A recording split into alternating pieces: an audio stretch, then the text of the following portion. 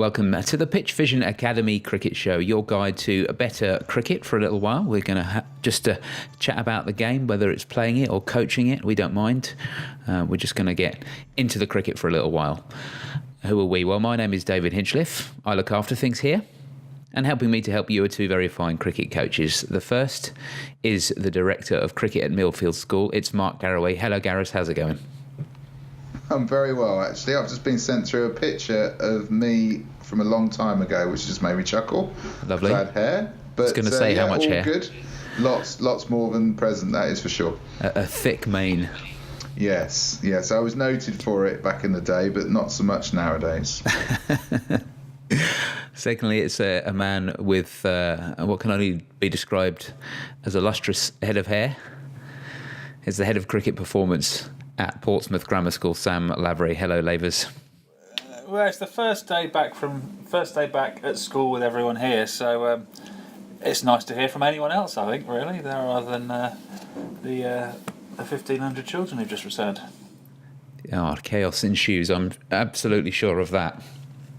Actually, everyone's looking pretty organised and pretty slick at the moment. It might not last very long, but at the moment, everyone seems to be on their game, very well prepared. Yeah. Pencil sharpened? Well, yeah, I don't think I have any pencils or pens. I'm not really here for writing, but which is a good thing. Nor reading, I should say. But it's everything looks like it's selling quite nicely, which is good. Good. And there's going to be plenty of practice going on in the next few weeks and months. And one thing I was reading about this week was a type of practice or a word that has sort of come to the fore recently in practice, which is variability. And this idea of, perhaps in the old days, you would practice any sporting skill by repeating it over and over again until you got the technique right. But these days there tends to be a move away from that, and there tends to be a more towards sort of presenting problems to players, and that word variability comes in because you present different problems, variable problems to those players, and help them work out how to solve those problems. And I guess really there's as we move more towards that, I wanted to get your opinions of it. How do you use that word variability practically, and how can you add it into training without it seeming like a gimmick to the people who are trying to improve their game? I also think, though, taking it a different angle, is that coaches have a preference for either being more variable in their coaching, irrespective of research that may or may not be out there, and some are more into grooving. So I work with a coach that would be more down the grooving line and consistency and repeatability and increasing volume, rather than myself. I think I've always been somebody who has varied stuff because that's the way that I'm programmed. It's not to say whether it's right or wrong or better or worse. It's just the way that I'm programmed. So the variability sort of trend that's now in there, for my ears, is fantastic. But equally, over the years that I've coached, I've also begun, as I've become more self-aware, to recognise that whilst I'm normally on that end of the spectrum, there are players that need a lot more volume and a lot more consistency and repeatability than maybe I normally project. So I've actually come back a bit to mix it up more of my variability stuff with loading and grooving and volume, and I'm in a phase with that at the moment with 2 or 3 players that missed quite a lot of cricket last year through injury, so they're now starting up, and because they've missed so much, that's exactly what we're doing because it's required. So variability is the thing that I go to first, and I have to tell myself not to, and I should imagine there are other coaches out there that the variability thing will be the thing that they go to last, and they're probably trying to tell themselves to use it a little bit more. So I think it comes back to, again, what we are as coaches and having an understanding and awareness of where we are on that spectrum. And David, how do you sort of get variability in there? Because I guess it's very easy, if you think about for example, the classic sort of fixed practice of going onto a bowling machine, setting the machine up to bowl in a very specific way, and then repeatedly hitting the ball to try and improve your ability to do that. and then you go to the other end where there is more variability built in, and less, you have less sort of confidence in what you're going to be doing. How do you build that into sessions in a way that is relevant to the players?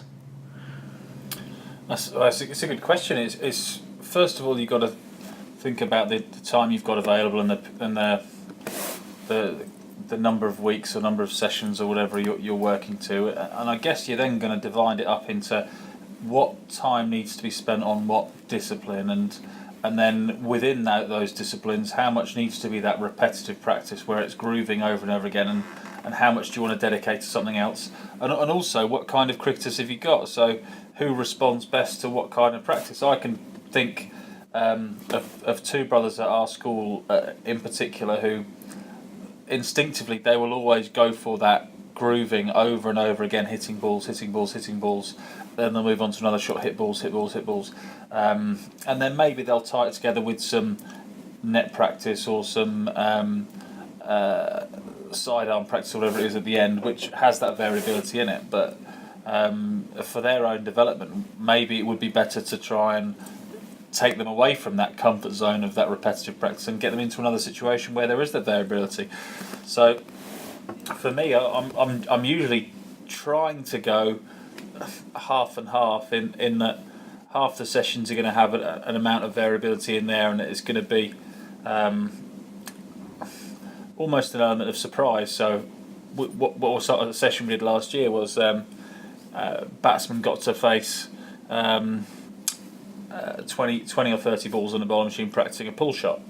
The idea was they were then going to go into a net and they were going to face against live bowlers, which is something that people will do a lot of the time. You'll practice it on the machine, then you go and face the live bowlers who are going to try and work on something similar, and they might be trying to hit you in the hip or hit you in the shoulder. But what we did instead was we then said the bowlers are going to try and hit off stump to sort of halfway up. And that was a bit of a surprise there because they weren't expecting it. They'd geared themselves to one thing, and then suddenly the variability of a different drill came in when the bowlers knew they were going to be advantaged because the batsman was looking for one thing rather than another. So you're going to change it a little bit depending on the group and depending on the time available and all that kind of stuff. But I wouldn't say it's right, I wouldn't say it's wrong. We look to try and go about half and half, but there'll be someone who's a lot more scientific behind it who can probably say that is right or that is wrong. Probably wrong, but it's what we try and do.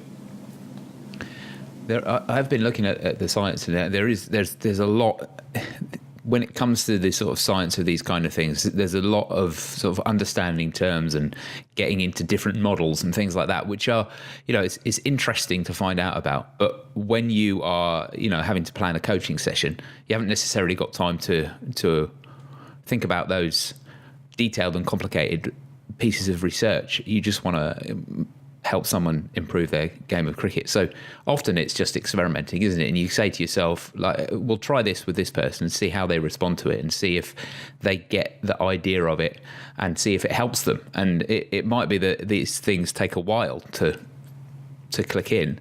But what I've found anyway is that with the grooving stuff, certainly there is a benefit to it, but perhaps not quite as quickly as you see with the more variability stuff, where you see people, you present a problem to somebody and then you see them solve it. And I think as a coach, it feels more satisfying to me to see someone solving a problem that you've presented to them by themselves than it is saying, right, okay, let's just work on getting your head a little bit further forward. Let's work on getting your foot in this position, or whatever that particular thing is, because it might work.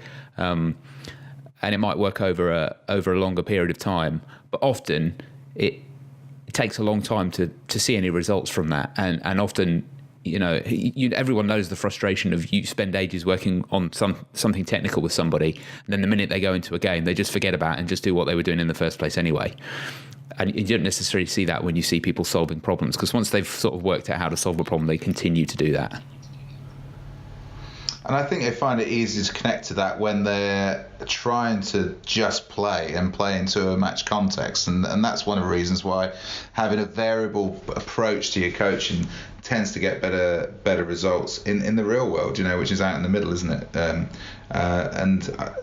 Again, whilst I didn't know any of the science behind it, it's a natural thing for me to go to, but it sort of made logical sense that would be the case, because the game of cricket is chaotic and a bit random, and the more that we can automate our decision making and our technical stuff, the better, really. And that's certainly what you see when you watch the best players in the world play. Watching Joe Root bat amongst a batting lineup that isn't operating at 100%, you see that as a stark difference between what he does and what some of the ones that are finding their way in Test cricket do. And I'm sure there's a lot of examples in all levels of cricket where we see that happening, where things appear to be more automated. And there's a good chance that, yes, grooving has played a huge role along the way, but there would have been a lot of that variability practice chucked in there.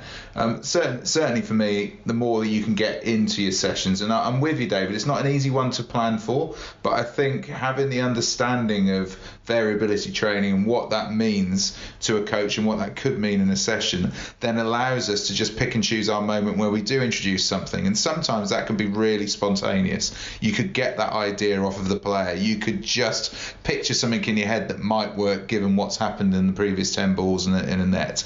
And whilst a session plan is important, we should never be a slave to that, really. So that's when I try to introduce a bit of variability in there, is when I'm seeing something happen down the other end and I go, I think this might work, and then we stick it in there, and generally we get a relatively positive result off of the back of it. I think that's something to remember, isn't it? I don't know what percentage you guys would think, but how many sessions go exactly according to plan if you were to do 100 sessions throughout a year? I mean, realistically, I'd say maybe 15 go to exactly how you expect. Yeah, I think that'd be optimistic in my world, mate. I'll be honest. Well, I'm planning on cancelling 10, agree. So there's actually only 5. Yeah, I agree. It's I'm a planner. I'm a serial planner, but also, because I don't mind going off plan. Yeah, it's hardly any sessions go exactly as I've written them down, because I feel like, well, no plan survives contact with the enemy. So, it's an old quote, but it's true, isn't it? You just have to sort of get stuck in, as you say, Gareth. Get on with it, eh? Get on with it, yeah. I think the other thing is, when it comes to that kind of coaching, the other thing is that if you are not confident with your coaching, which I don't think anyone's 100% confident with their coaching, but if you're not confident with your coaching, having variability can seem like chaos. It can seem like not coaching, because you're just allowing people to work things out for themselves, and you're not. It's almost like you're conceding any input at all. Whereas if you're grooving with someone, you're throwing the ball to them, you say, "Oh, well done," you're hitting the ball there, you're doing the right thing with your head, or you need to do this. It looks like coaching. It looks organised, and it looks like coaching. So if you're not completely confident with that kind of variability, you can think to yourself, "Oh, am I even needed here? Or shall I just let them have a net and off I go?" But also, I also think you build that up, don't you? But you build up that trust in the individual, and in a lot of the coaching that we do now, it's with parents that sit on balconies or outside of a net as well. So you wouldn't start a process with variable practice. You would probably start to build that rapport and that trust through some more conventional, more historical ways of coaching, and then you would introduce that at the appropriate times. And if a parent that's known me for a long time watches me coach their kid, that they know that I go to a variability practice quite quickly. They wouldn't know what the term was, they wouldn't know what it looked like, but actually, if they listen to this, they go, "Oh, that's what he's doing." But you'd be a madman, wouldn't you, to go in and just go, "Well, this is what we're going to randomly have a go at now," because they might be paying some decent dosh and be going, what on earth have I wasted my money on? So it's it's really important that we are spontaneous, but we're also doing that within a framework of building rapport and trust, because without trust, coaching and being coached and paying for coaching, that's not going to work particularly long term. So you can be more variable as and when you've built all those things up, really. I was going to say, did you say that no coach is 100% confident? Because I can definitely think of a few that I've spoken to online at various stages who are fairly confident. Yeah, that's a good point, actually. Yeah. Well, perhaps presenting yourself as 100% confident is slightly different from being 100% confident. True, very true. Anyone who doesn't have any doubt in their mind as to anything that they do with their coaching, you've got to question that, surely. They know everything about everything with no flaws at all. Maybe they do. Maybe they do exist, but in their heart of hearts, do they really? I'm pretty sure they don't. Only on Twitter. Yeah, exactly. Yeah, with everyone who knows everything on Twitter, definitely.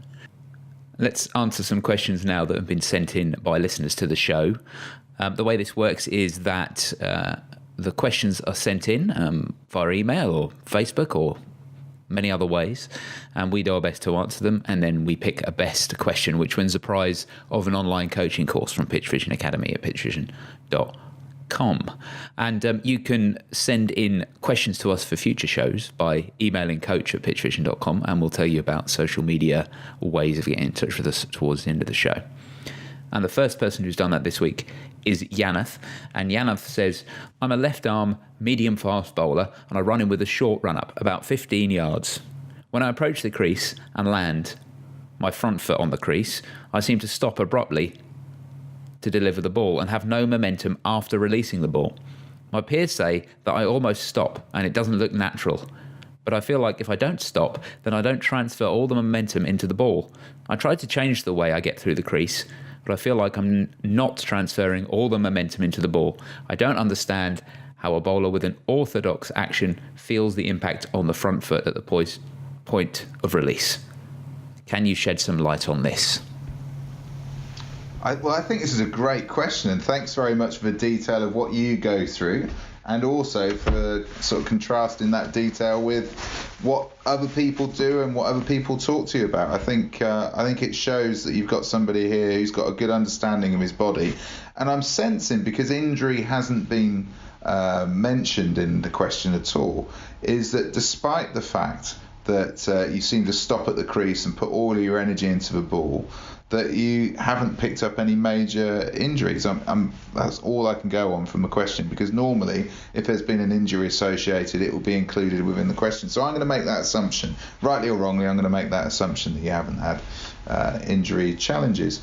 So the follow-through is really, the whole of the process of a follow-through is to help us decelerate after doing all of that stuff, and to bring the body back to absorb that force and dissipate that force, so we can repeat the action over and over again, 6 balls and over, 10 overs a day, X amount of overs in a given year. That's what the follow-through is all about. And it seems that you've got a shortened version, or in fact no version of that at all. So if it's not hurting you, which it sounds like it isn't, I suppose there is a question about whether you should maintain doing what you do, and what would be the benefit of following through if it's then going to feel as if you're not getting everything projecting into a ball. Any of that momentum that you've transferred all the way up from the ground up into the ball is not being used properly, and that's going to be a sensation that you don't want to have as a bowler. So if, as long as there's no injury, I'd say okay, it's different.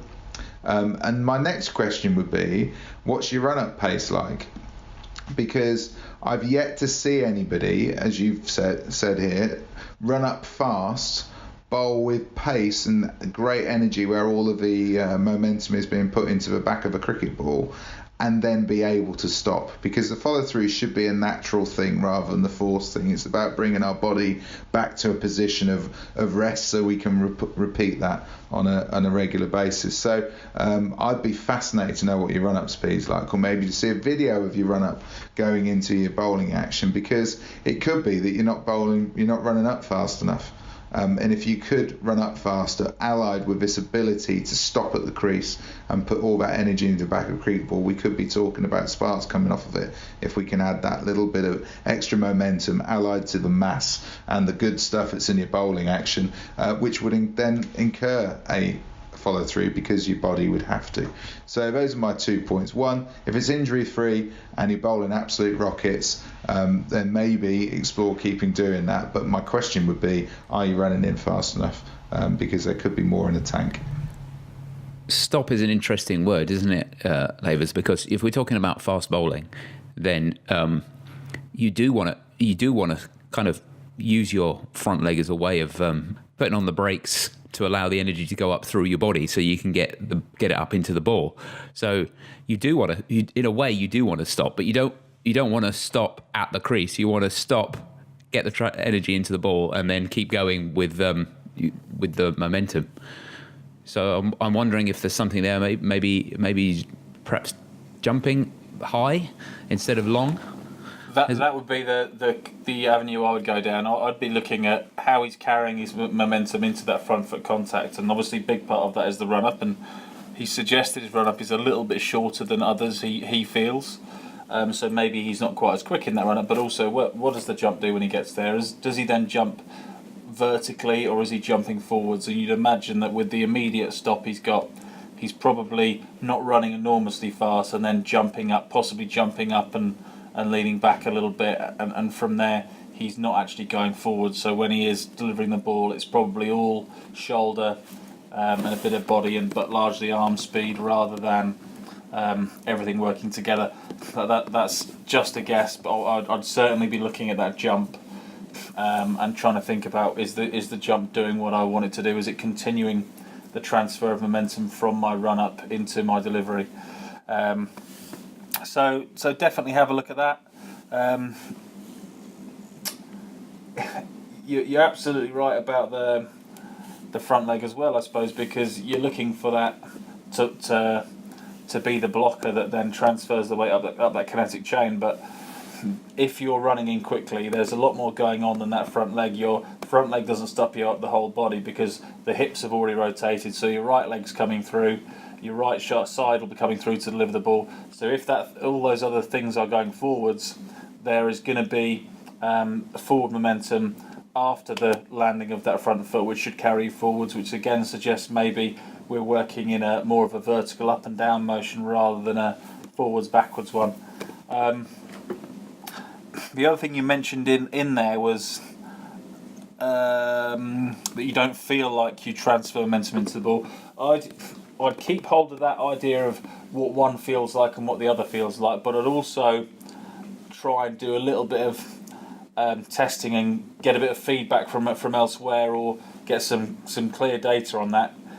So when you bowl one way and the other, try and ask the batsman, try and ask other people what they feel the difference is in the way you bowl. So is it quicker? Is it doing something different? Is it more consistent? Whatever.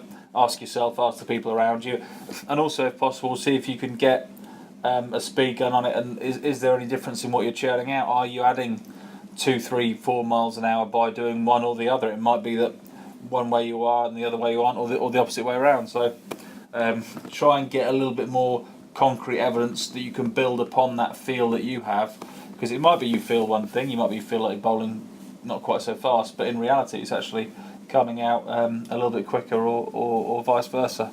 So use the people around you to get some feedback there, and if you can put some actually numbers on it as well, that would be even better.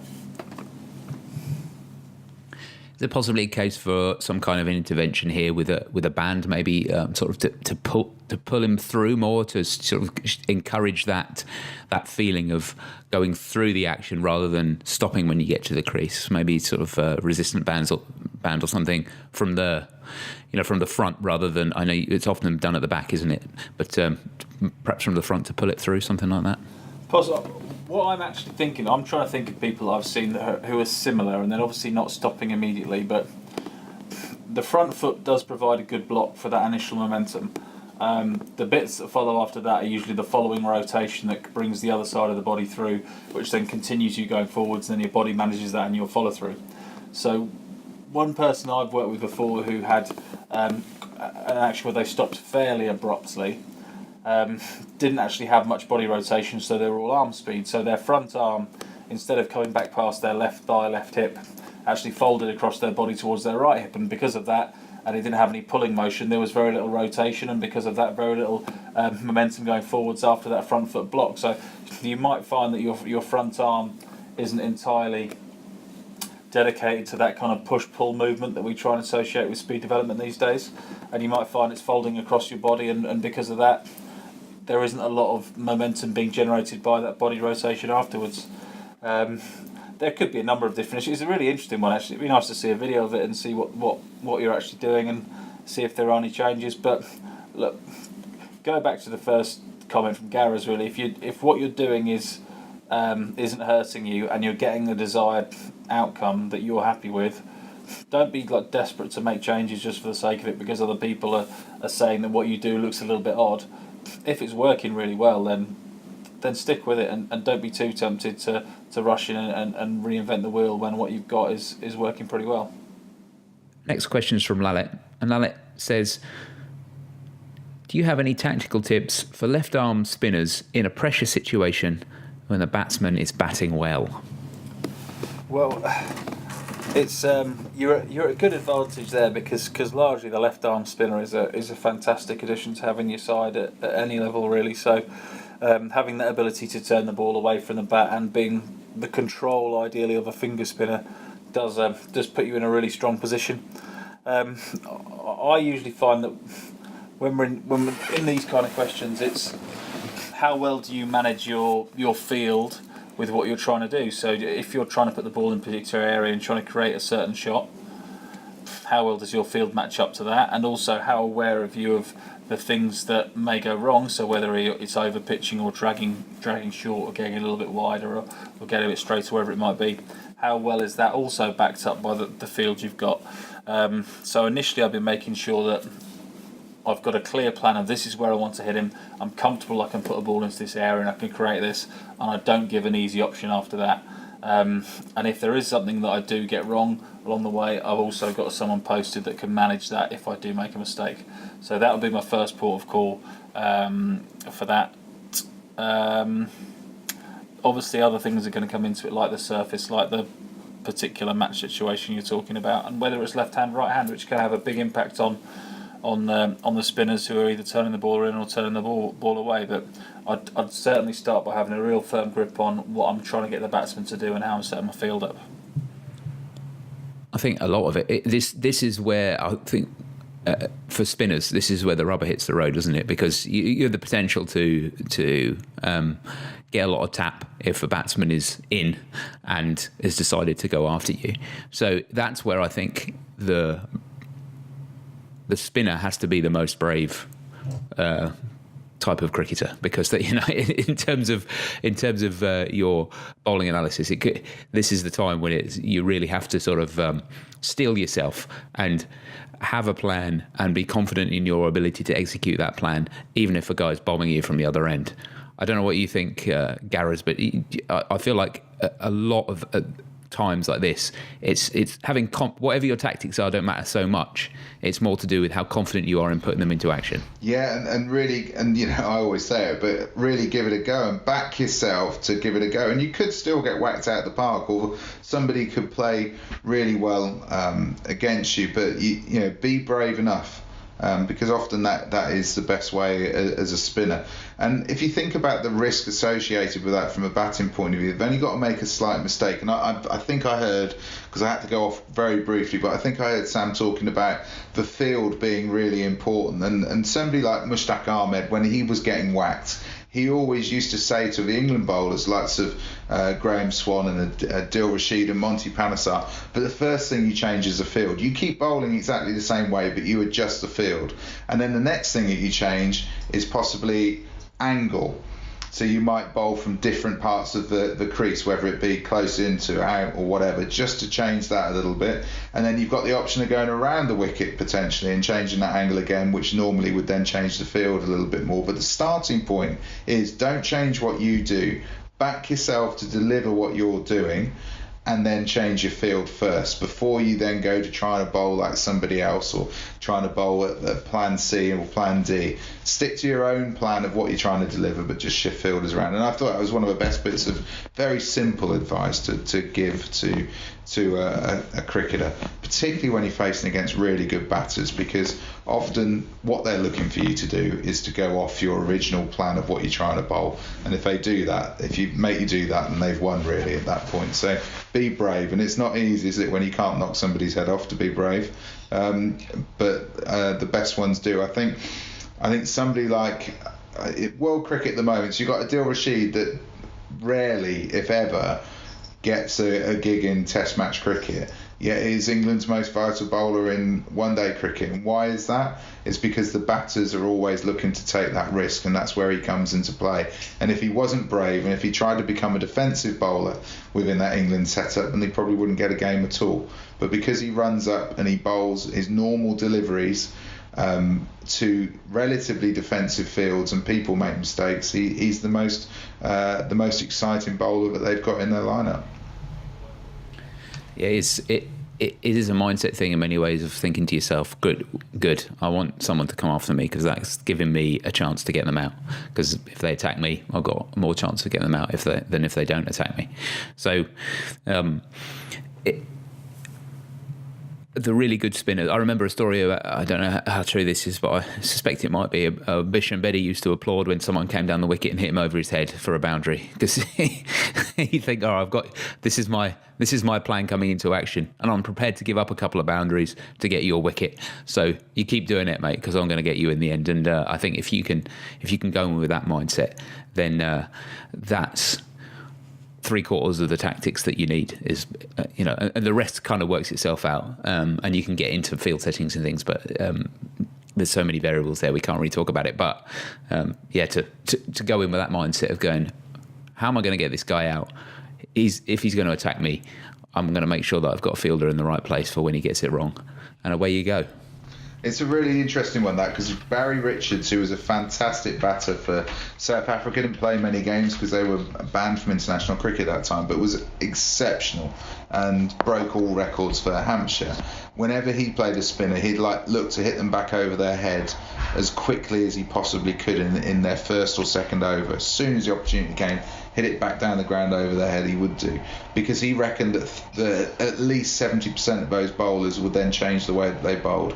And he said there was one bowler who was a good bowler in county cricket that he reckoned after he'd hit him back over his head that he could have had a blindfold on and been able to play against him, because all he did was bowl flat and tried to be defensive at that point. He said it was the easiest thing in the world at that point. And you contrast that to Bish and Bedi as a spinner, because that guy went defensive and changed his plan. And Bish and Bedi, on the other hand, applauding a batter for hitting him back over his head, because he knows that there's opportunities for him to get wickets as a result. And that's the mindset. The Bedi mindset is the thing that we need to try and convey within our young players. Just on that as well, that kind of mindset of the spinner there. One thing that you do often see is you get the mindset of the spinner isn't quite right, and that becomes quite difficult. Sometimes the mindset of the spinner's right, but maybe the keeper isn't with him, and you want to get that team. But if you can get the keeper, the batter, and the spinner all together, and hopefully a few people in the ring or a few people in the outfield as well, then you've got all 11 buying into the same thing, and that often doesn't happen. Often it is the spinner on his own, and maybe the keeper's going with him, and there's a few people wandering around in the outfield thinking, what's going on here? There's not really kind of giving a lot of enthusiasm or encouragement to the situation. Whereas if you can get that full buy-in and that full backing of confidence, not only is the spinner going to get better, but also the batter's going to realise he's in a lot more of a fight than just with a few people wandering around who aren't as interested, and a spinner who's working hard on his own. And that is the end of the show for another week. We do have to do one more thing before we leave, and that's to decide on the winner of the competition this week, the online coaching course from PitchVision Academy at pitchvision.com. And the two people who are in the running this week are Yanath and his question about stopping at the crease when he bowls, and Lalit and his question about tactical tips for spinners. Which one did you prefer this week, Gareth? I'm going to go with Yanaf this week. I thought his question was so detailed that it gave us a really good picture. We often talk about sending in video, but in some cases, like this one, you probably don't need it. So it was a great question as well. My challenge, I know Sam's put something in about jump height as well, which I think is a good shout, but I'd also have a look at that run-up pace. Could you be running in faster and therefore need naturally to follow through as opposed to trying to think about it? Yeah, good luck. Hope that works out for you, Yaneth. And Gareth, if someone was listening to the show and they wanted to send in their question and get the chance to win the prize, how could they get in touch with us? They could give us a call on 0203 239 7543 or drop us an email on coach@pitchvision.com. That is correct. You can also get us through various other means. You can get us from the PitchVision website, actually, pitchvision.com. If you head over there, there are accounts for people that you can set up, and you can send a message to us. We're PitchVision Academy, so just search for us there and send us a message that way. Or if you want to use Facebook, you can do that by going to facebook.com/PitchVision Academy or Twitter @PitchVision Acad. You can listen to the show every week if you want. You can subscribe by going to your favourite podcast app, searching for PitchVision Academy and tapping or clicking on subscribe. We'll be happy if you do that. And if you want to get the podcast from the PitchVision website, you can do that too. You can head over to pitchvision.com/academy and click on the podcast link for all the details and all the old shows. That's all for this week. We hope you listen next week, but until then, have a good week. Cheers, Gareth. Cheers, Lavers. Cheers, fellas. Cheers, guys.